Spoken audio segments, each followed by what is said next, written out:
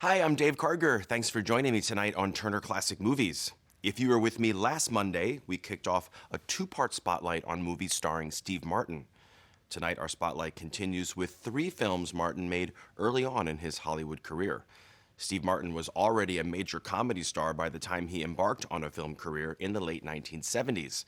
His first starring vehicle was the 1979 comedy The Jerk, which he also co-wrote, and it teamed him for the first time with director Carl Reiner. The Jerk became a hit, showcasing Martin's unique brand of absurd comedy, but for his follow-up, he made an unusual decision.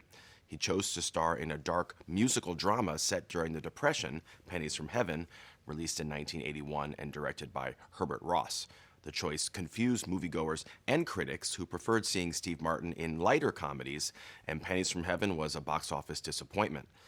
After that, Martin returned to form with the comedy that you're about to see.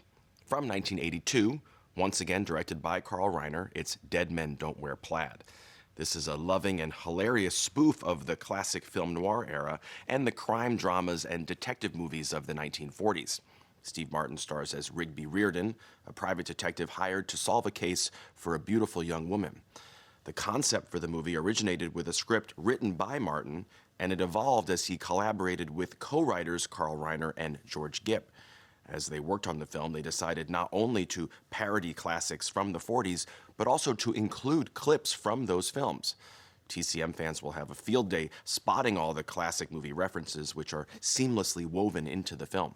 The movie was shot in black and white, and it benefited from the talents of several creators who had worked on the original 1940s films. I'll tell you more about that after the movie. From 1982, starring Steve Martin and Rachel Ward, and also featuring Carl Reiner, here is Dead Men Don't Wear Plaid.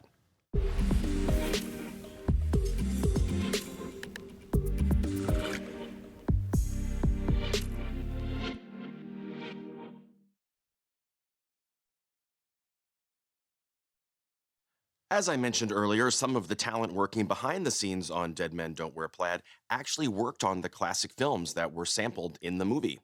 Legendary costume designer Edith Head had contributed to 6 of the films featured in the clips, including Notorious from 1946 and Sorry Wrong Number from 1948.